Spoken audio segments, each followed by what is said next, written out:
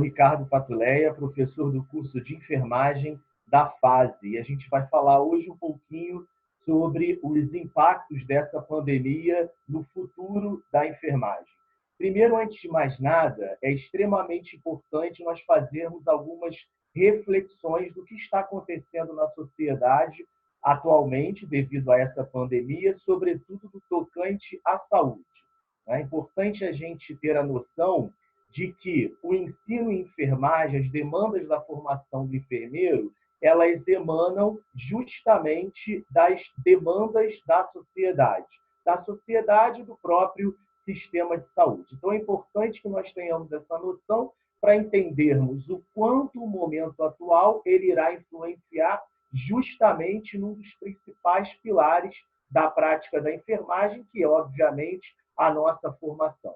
A sociedade, sobretudo a brasileira, que não está acostumada com epidemias e pandemias de ordens respiratórias como essa que está acontecendo agora, do contrário do povo da China, por exemplo, que já tem alguns hábitos, se viu obrigada a retomar algumas situações aí no seu dia a dia, como, por exemplo, higienizar as mãos frequentemente, não é? Lidar com a questão da antisepsia das mãos, utilizando o álcool gel a 70%, se distanciar, manter uma distância entre uns e outros. Enfim, a sociedade está se habituando, digamos assim, a novas ações. E essa pandemia ela vai influenciar, sobretudo, como eu disse, na formação da enfermagem, à medida que essas necessidades elas passam a ser também orientadas pelo enfermeiro, que representa aí um dos principais profissionais de saúde à frente dessa pandemia. Outra questão importante para a gente colocar é uma autocrítica para a área da saúde. Muitas vezes nós abandonamos algumas práticas de biossegurança, na verdade, abandonamos e menosprezamos, como higienizar as mãos antes e após cada procedimento, enfim. Nós também banalizamos um pouco a questão da paramentação e da retirada da paramentação, né? Então, é importante que nós tenhamos a noção de que esses itens se tornarão importantes e frequentes no dia a dia dos profissionais da saúde. E deva haver o foco na formação por conta disso, né? Ninguém vai querer passar por algumas situações novamente, ninguém vai querer persistir no erro, né? Então, nós, profissionais da saúde, precisamos também fazer essa autocrítica no meio dessa pandemia e, segundo o relato de alguns, até certas dificuldades para se readequar a essas práticas aí de biossegurança. Então, é importante essa autocrítica para que nós estendamos essa reflexão até a formação desses profissionais. Um outro ponto também fundamental está na questão da revisão de alguns métodos e técnicas inerentes à prática da enfermagem, sobretudo nos ambientes assistenciais da Covid-19. A intubação orotraqueal ganhou novos ritos, não é? A questão da paramentação, como já dito, a nebulização, a administração de oxigênio-terapia. Então, novos protocolos estão sendo formados em virtude dessa pandemia. Hoje, eu ainda estava refletindo sobre a questão do preparo do corpo pós-óbito, né, que será tema de uma das próximas aulas durante a graduação. E estava me lembrando de readequar a aula, porque o preparo do corpo pós-óbito da vítima ou suspeita da Covid-19 é feito segundo novos protocolos. Então, para vocês terem uma noção de como é importante repensar a prática, adequar a prática à realidade da pandemia e, consequentemente, também adaptar a questão da formação.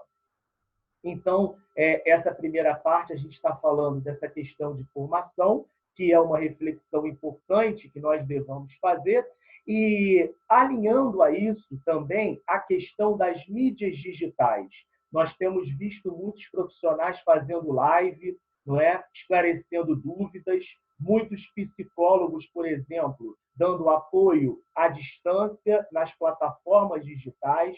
estamos vendo professores se readequando, não é, ao uso de tecnologias educacionais, e isso vai permear também a prática da promoção da saúde. O enfermeiro, que é um profissional umbilicalmente ligado à questão da promoção da saúde e prevenção de doenças, precisa ficar ligado porque terá que se utilizar das plataformas digitais daqui para frente de uma maneira maior. Portanto, na nossa instituição, onde nós temos o curso de licenciatura, isso é importante que fique claro. Aliás, o registro, nós já praticamos, né, essa questão das tecnologias digitais. Os alunos são convidados a montarem materiais digitais para que seja feita a divulgação desses materiais, as orientações a pacientes, profissionais, ali dentro do contexto assistencial da saúde. Então, essa é mais uma questão que ganhará corpo, espaço e que influencia aí a questão, obviamente, da formação. O vovô, a vovó estão ficando em casa, estão se conectando ao Facebook, ao Instagram, estão aprendendo a mexer, se é que já não sabiam, e estão assistindo, vendo materiais ali de ordem da orientação, de orientações à saúde. Então, é importante que nós tenhamos esse olhar também da produção de material tecnológico para que nós possamos sensibilizar as representações sociais e, assim, orientar para o autocuidado e prevenir doenças. Outras questões também que nós vamos levar aí para o futuro com essa pandemia, né, estão as reflexões do mundo do trabalho da enfermagem. Nós temos uma política de humanização do Ministério da Saúde do Brasil que diz que um dos tópicos principais é a oitiva frequente dos profissionais da saúde.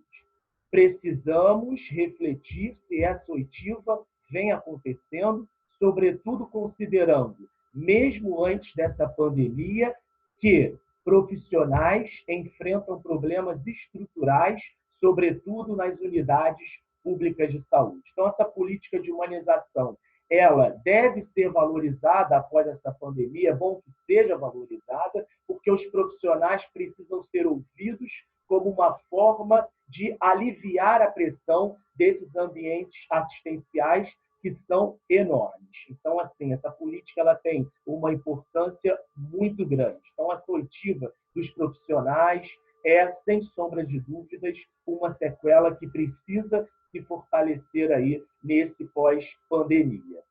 E não somente isso, né? Nós temos aí números alarmantes de mortes de enfermeiro, de funcionários da área da saúde, técnicos de enfermagem, e precisamos também lutar por melhores condições de trabalho. E a luta por melhores condições de trabalho, ela está associada às organizações de classe da enfermagem.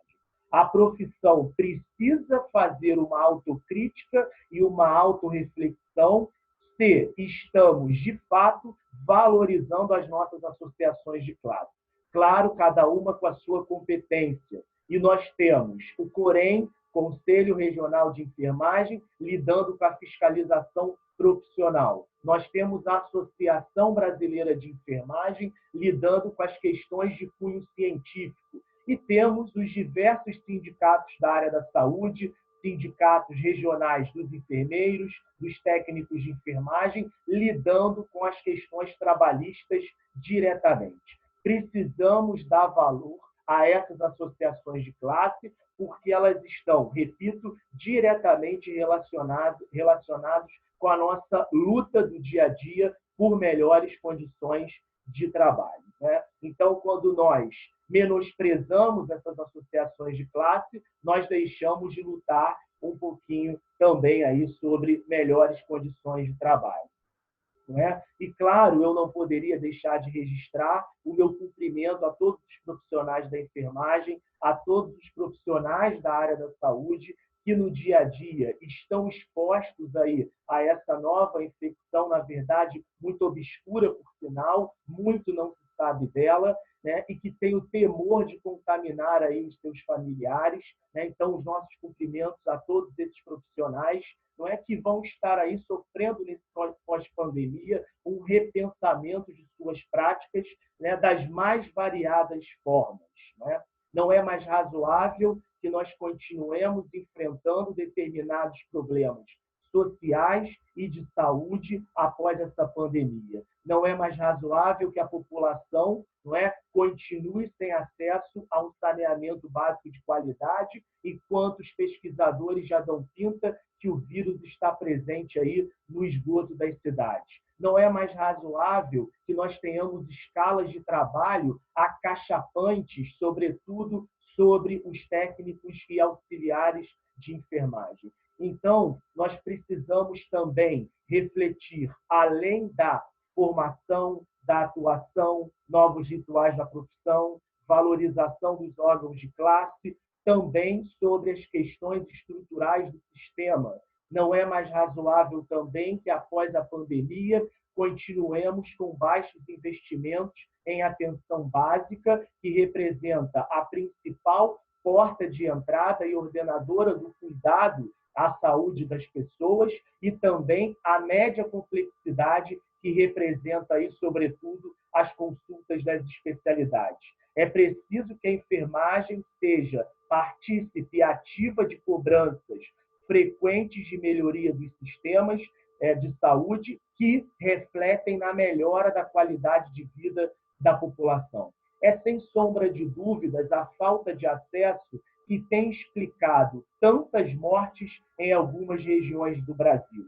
Sabemos que algumas comorbidades são determinantes para o agravamento dessa doença, como hipertensão e diabetes, e muitos pacientes não têm essas doenças de base estabilizadas por conta, muitas vezes, da falta de acesso.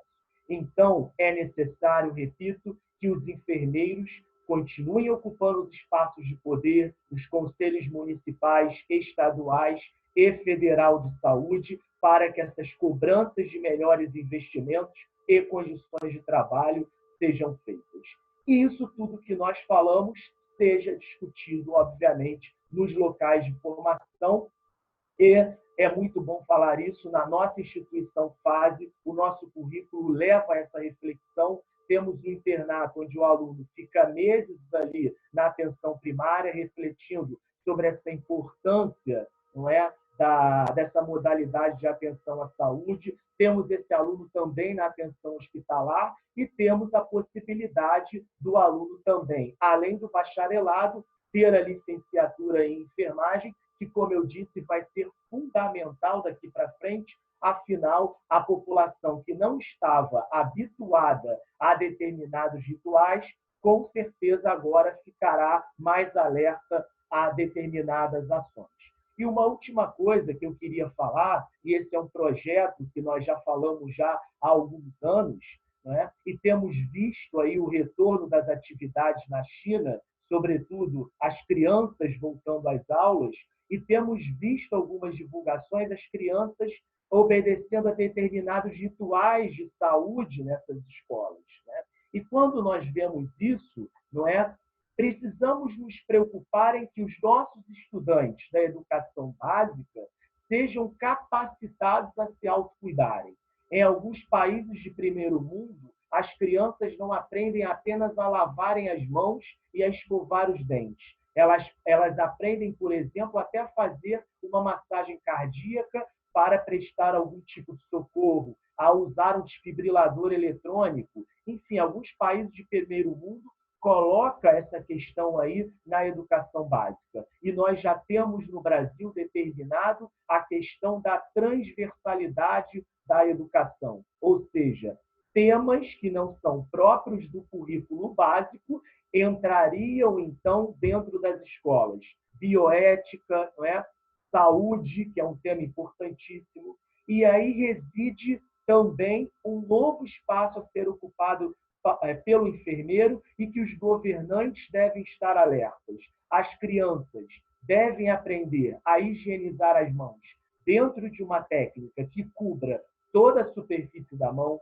As crianças devem saber momentos de usar máscara, como colocar a máscara, como retirar a máscara, fricção com álcool gel 70%, de tal forma que também cubra toda a área das mãos e dentre outros assuntos aí que são tão importantes para que se cumpra o que diz a Lei de Diretrizes e Bases, que não é apenas aprender o conteúdo da escola, mas também formar cidadãos.